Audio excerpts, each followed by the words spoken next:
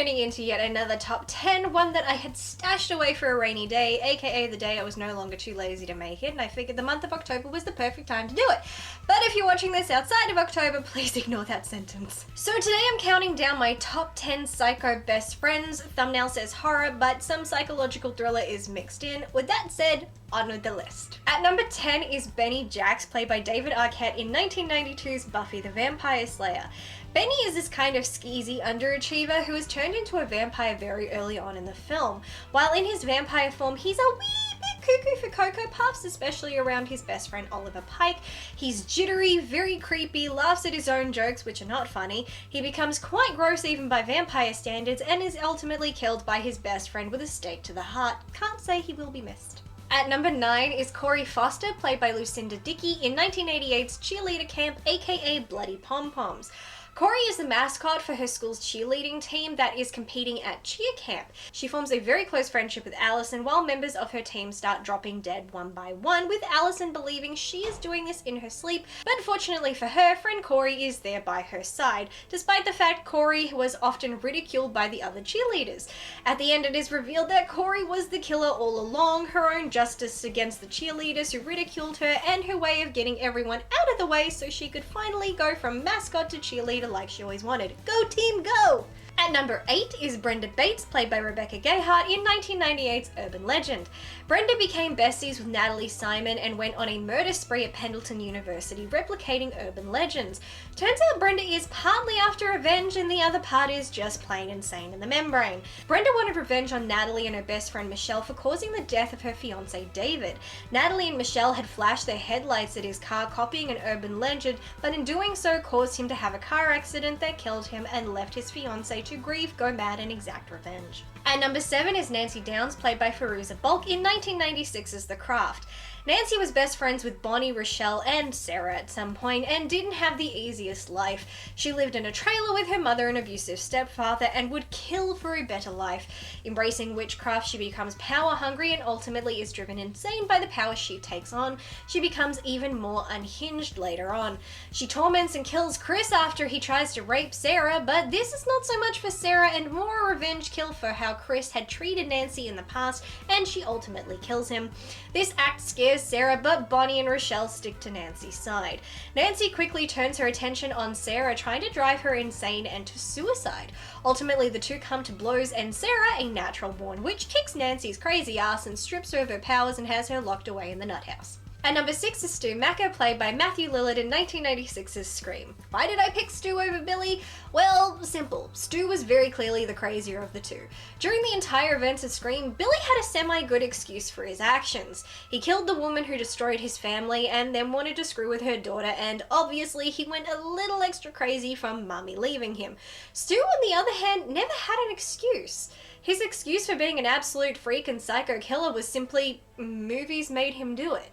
There was no rhyme or reason for his actions. He killed because it was fun. He even said it was fun.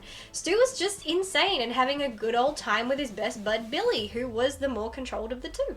At number 5 is Hedy Carlson, aka Ellen Besh, played by Jennifer Jason Leigh in 1992's Single White Female.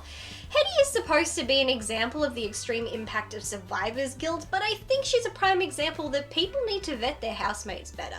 Hedy moves in with Allie and the two become quick friends until Hedy feels Allie's attention is elsewhere. She sabotages Allie's life, kills their dog, kills her friends and colleagues, steals Allie's identity, and rapes and kills her boyfriend/fiance, and ultimately tries to kill Allie while screaming, "Please don't leave me," which really makes that plea a bit of a moot point if you ask me. There was no line Hedy wouldn't and didn't cross, and ultimately it was out of loneliness and a dangerous obsession. Next time you consider getting a roommate, if money isn't that tight, just get a pot plant instead. At number 4 is Paul, played by Arno Frisch in 1997's Funny Games. Paul and his buddy Peter are a pair of psychopathic serial killers who spend their time putting families through a series of psychological games with violent and deadly ends.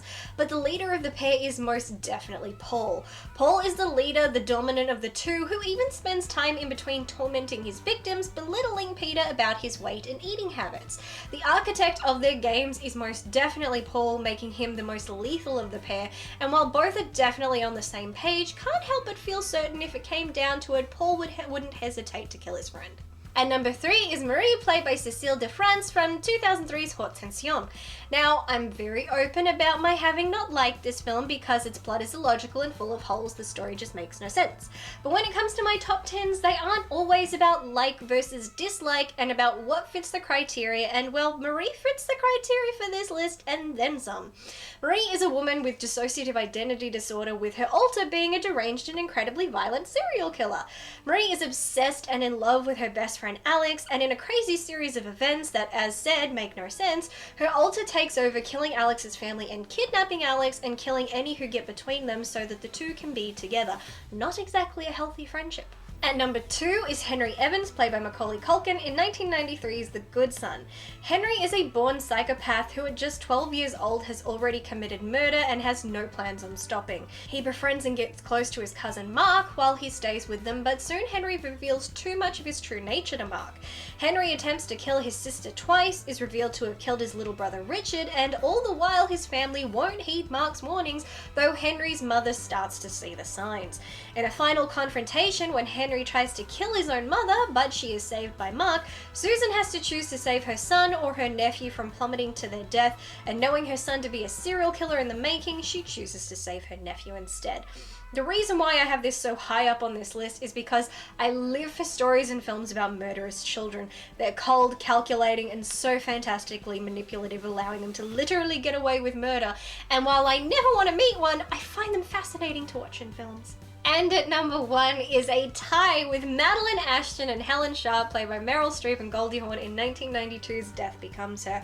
As one of my favorite films of all time, I had to put these ladies in first place, as they are equally batshit crazy and by the end of the film, still besties in a twisted way. A rivalry that began as children and continued into adulthood, they ruin each other's lives, torment each other, steal men, bully, and come to the conclusion they're actually perfect for each other as friends. They're both deranged and obsessed and very methodical people and expert manipulators, and as immortal women, they get to spend eternity driving each other insane while being the only person the other has. They are the perfect pair and the best psycho best friends to ever exist. These two are friendship goals in a messed up way, and I freaking love it. There you have my top 10 psycho best friends, and now it's your turn. So how about you drop yourself into the comment section below and tell me what your top 10 psycho best friends in, you can say horror, you can just say any film in general, but let's stick with horror for now. Thrillers are appropriate because sometimes they cross over into the horror genre, so horror thriller, name me 10. Let's go. But that's it for today's video. Thank you so much for watching, and I hope to see you in my next one. So until then, bye!